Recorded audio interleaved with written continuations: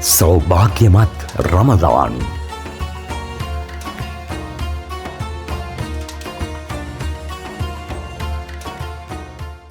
රමලාන් මාසය කියන්නේ මුස්ලිම්වරුන් අනුගමනය කරන ඉස්ලාමීය දිනදර්ශනය. ඒ කියන්නේ ලූනාර් දිනදර්ශනයට අනුව 9 වන මාසය වෙනවා.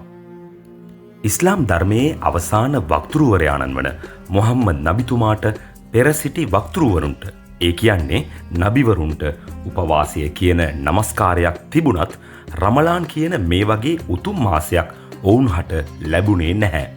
එහෙනම් අවසන් වක්තෘවරයාණන් වන මොහම්මද් නබිතුමාට හා ඔහුගේ සමාජයට ලැබුණු දායාදයක් තමයි මේ රමලාන් මාසය.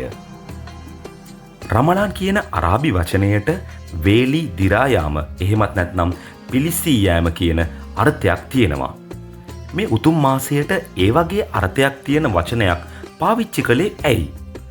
ඒ වගේ අර්ථයක් තියෙන මේ වචනය භාවිතා කරන්න හේතුව මේ මාසය තුල කරන පාපෝච්චාරණය, ඒ කියන්නේ පව් සමාව හේතුවෙන් අල්ලාහ් දෙවිඳුන් වහන්සේ අපේ හැම පාපයක්ම සමා කරලා ඒවා පුලුස්සා දමන නිසා. රමලාන් අපිට අනිවාර්ය වුණේ ඇයි? රමලාන් උපවාසය අනිවාර්ය වෙන්නේ කාටද?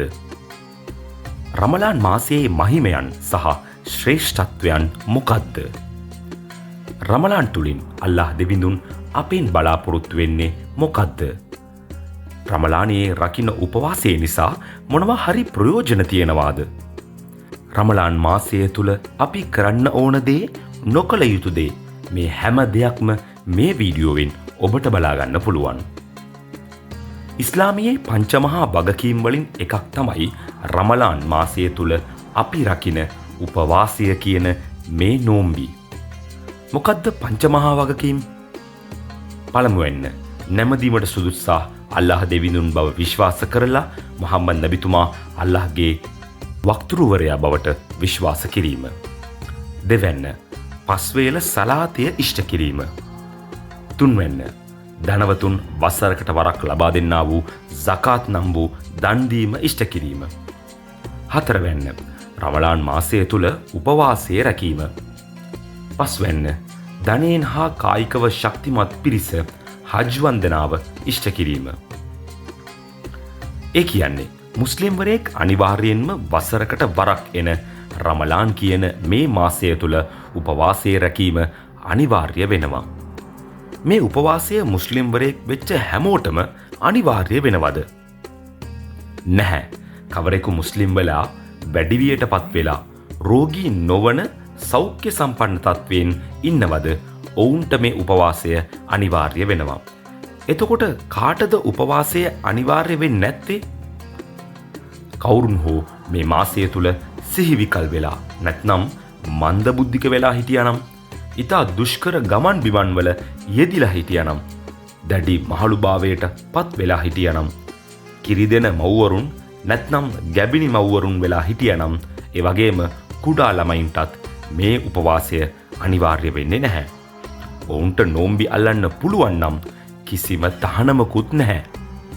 නමුත් මාසික ඔසප් වහනය වන කාන්තාවන්ට උපවාසය රැකීම තහනම් කියන එකත් මතක තියාගන්න. හොඳයි, අල්ලාහ් දෙවිඳුන් මේ උපවාසය අනිවාර්ය කළේ ඇයි? මේ ගැන පරිශුද්ධ අල් කුර්ආනයේ දෙවන පරිච්ඡේදයේ 183 වන වැකිය මෙන්න මේ වගේ දෙයක් ප්‍රකාශ කරනවා. විශ්වාසවන්තයිනි, නුඹලා අල්ලාහ් කෙරෙහි බිය බැතිමත් වනු පිණිස නුඹලාට පෙර සිටි නබිවරුන්ගේ අනුගාමිකයන් අය කෙරෙහි අනිවාර්ය කළාක් මෙන් නුඹලා කෙරෙහිද උපවාසය අනිවාර්ය කර ඇත.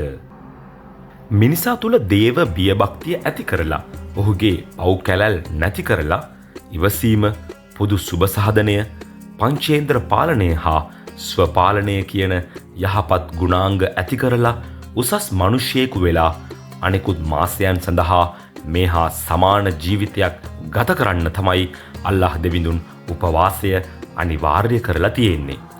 මේ වගේ පුහුණුවක් අරගෙන තමා තුළ දේව භක්තිය ඇති කර ගත්තම ලැබෙන ප්‍රයෝජන ගැන අමුතුවෙන් කියන්නත් ඕනේද? මේ තුලින් දෙවිඳුන්ට අවනත වෙච්ච සමාජයක් බිහි වෙනවා. පාප කර්මයන් හා පහත් නින්දිත ක්‍රියාවන් සමාජයෙන් ඉවත් වෙනවා. ප්‍රසිද්ධියේ හෝ රහසේ පව් කරන්නේ නැති උතුම් පිරිසක් බිහි වෙනවා. ඒ විතරක් නෙවෙයි යහපත් ගුණධර්මයන් හා සාරධර්මයන් ප්‍රගුණ කරගෙන කතාව, ක්‍රියාව හා සිතුවිල්ල පිවිතුරු වෙච්ච සමාජයක් බිහි වෙනවා.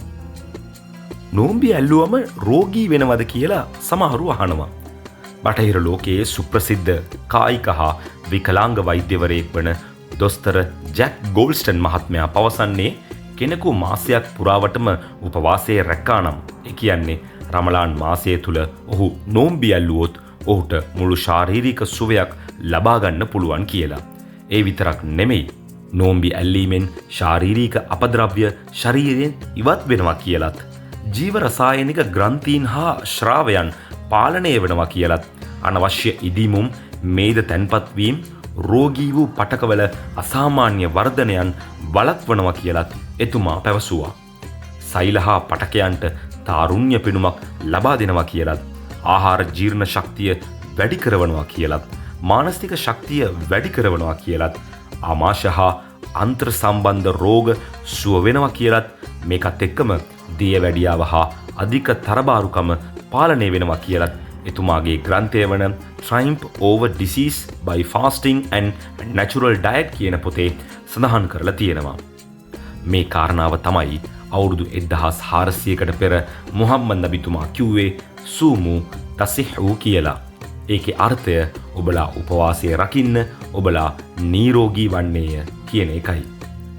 වෛද්‍ය විද්‍යාව නොදියුණු කාලයක උපවාසයේ ශාරීරික ප්‍රයෝජන කියන්න පුළුවන් වුණ එක පුදුමයි නේද? උපවාසය ආරම්භ වෙලා අවසන් වෙන්නේ කොහොමද? උපවාසය රකින මුස්ලිම්වරයෙක් රාත්‍රියේ අවසන් භාගයේ නැගිටිනවා. ඉන් පස්සේ ඔහු ආගමික වතාවත්වල අල් කුර්ආනය පාරායනය කිරීමෙහි එවැගේම පව් සමාව අයදීමෙහි නිරත වෙලා ඉන්නවා. ඉන් පස්සේ ඔහු සුළු ආහාර භෝජනයක් අනුභව කරනවා. මේ වෙලාවට කියන්නේ සහර් වෙලාව කියලා. අලියොම දවසේ පළමු සලාතය වන සුබහ සලාතයට ඇරයුම් කරන අසාන් හඬ ඇහෙනකොට ඔහු ආහාර පාන අතහැරලා උපවාසය කඩ කරන කරුණු වලින් සම්පූර්ණයෙන් ඉවත් වෙන්න ඕනේ. එතෙන් පටන් හවස ඉර බහින තාක් ඔහු උපවාසයේ නිරත වෙලා ඉන්නවා. හවස ඉර බැහැලා යනකොට මහරිබ් සලාතය සඳහා ඇරයුම් කරන අසාන් හඬ ඇහෙනකොට ඔහුට ඔහුගේ උපවාසය අවසන් කරගන්න පුළුවන්. ඒ වෙලාවට කියන්නේ ඉෆ්තාර් වෙලාව කියලා. මතක තියාගන්න ඕන තවත් වැදගත් කාරණයක් තමයි අල්ලාහ් දෙවිඳුන් අල් කුර්ආනය මුලින්ම පහළ කරන්න පටන් ගත්තේ මේ රමලාන් මාසයේදී. ඒ හින්දා මේ මාසයේදී මුස්ලිම්වරු අල් කුර්ආනයට වැඩි වැදගත්කමක් දීලා එය පාරායනා කරලා එහි අර්ථය මෙනෙහි කරලා එය අන් අයටත් උගන්වලා ඒ අනුව ජීවත් වෙන්න උත්සාහ කරනවා. මේ ගැන අල් කුර්ආනයේ දෙවන පරිච්ඡේදයේ 185 වන වැකියේ සඳහන් වෙලා තියෙනවා. උපවාසයෙන් බලාපොරොත්තු වන තවත් වැදගත් අරමුණක් තමයි දිව පාලනය කිරීම. කෙනෙකු නෝම්බි අල්ලගෙන ඉඳලා ඔහු බොරු කියලා ඒ අනුව ක්‍රියා කරනවා නම් ඔහු බඩගින්නේ හා පිපාසයේ ඉන්න එකෙන් අල්ලාහ් දෙවිඳුන්ට කිසිම අවශ්‍යතාවයක් නැති බවට මුහම්මද් නබිතුමා පැවසුවා. ඒ හින්දා උපවාසයේ රකින්න කෙනෙකු තමාගේ දිව පාලනය කරගන්න වග බලා ගන්න ඕනේ. බොරු නොකියා, කේලම් නොකියා, අනුන්ට බැනවදින, සිත් රිදවන, අසභ්‍ය වචන නොකියා කෙනෙකු කට පරිස්සම් කරගත්තොත් ඔහුට උපවාසයේ සම්පූර්ණ ප්‍රයෝජන ලබා ගන්න පුළුවන්. අවසන් වශයෙන් මේ රමලාන් උපවාසයේ නියැලීම තුළින් මුස්ලිම්වරයෙකුට අල්ලාහ්ගෙන් ඍජු කුලිය ලැබෙන බවටත් ඒ කුලිය 700 ගුණයකින් වැඩි කර ලබා දෙන බවටත් පව් සමාව ලැබිලා ඔහු නිරයෙන් නිදහස් වෙලා රයියාන් කියන ස්වර්ගයේ විශේෂ දොරටුවකින් ඔහු ස්වර්ගයට ඇතුළු වන බවටත් මුහම්මද් නබිතුමාගේ රුවන්වැකිවල සඳහන් වෙලා තියෙනවා.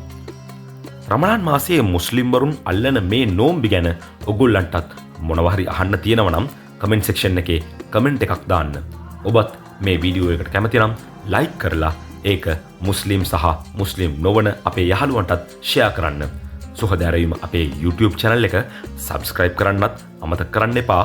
එහෙනම් තවත් රසබර වීඩියෝ එකකින් අපි නැවතත් හම්බ වෙමු.